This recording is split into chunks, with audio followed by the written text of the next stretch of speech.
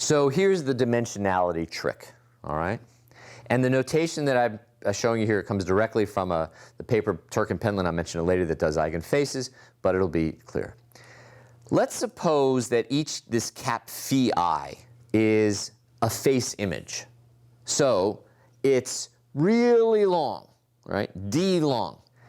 And by the way, let's assume we've subtracted the mean. Okay, so we've actually removed the mean from all the pictures that we have, and so we've got the mean at the origin. Fine. All right. So now let's define a new matrix called C, which is just the average of the sum of phi transpose. Okay. This is the sum of all the outer products, and in fact, this can be written as A transpose if A, this is just what it says here, is just the stacked up face images, right? So A, it's the stacked up face images, it's going to be D, really big, by M. M is however many face images I have. So it's huge by reasonable. That's what A is, and that means A transpose, so if I take D by M times M by D, I get a what? D by D. All right, D by D, that is a really big matrix, okay? So if D was 10,000, this would be a 10,000 by 10,000 matrix. How big is that, Megan? A lot. That's a lot, exactly. That's 100 million, okay? So if it was a million long vector, a D by D would be a million times a million, which would be a million, which is a big number. That's 1,000 billion, which is a trillion. That's a lot. You wouldn't ever want to do that, okay? The idea of trying to find the eigenvectors of a 10,000 by 10,000 matrix is painful, even on today's computers, and of a million by million matrix is even more painful.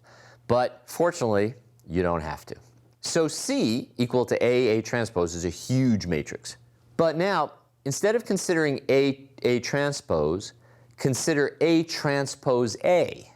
That's only an M by M matrix, right?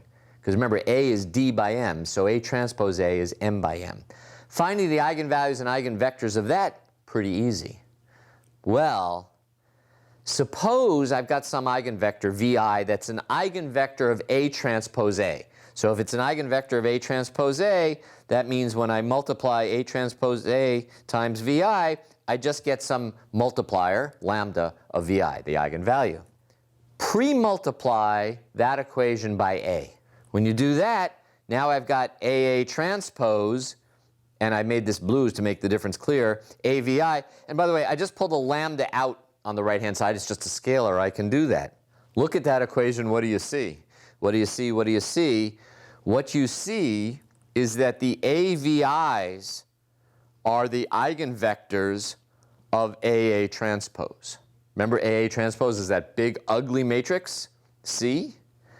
So all we needed to do was to find the VIs, which are the eigenvectors of the A transpose A, pre-multiply them by the matrix A, and I now have the eigenvectors of AA transpose.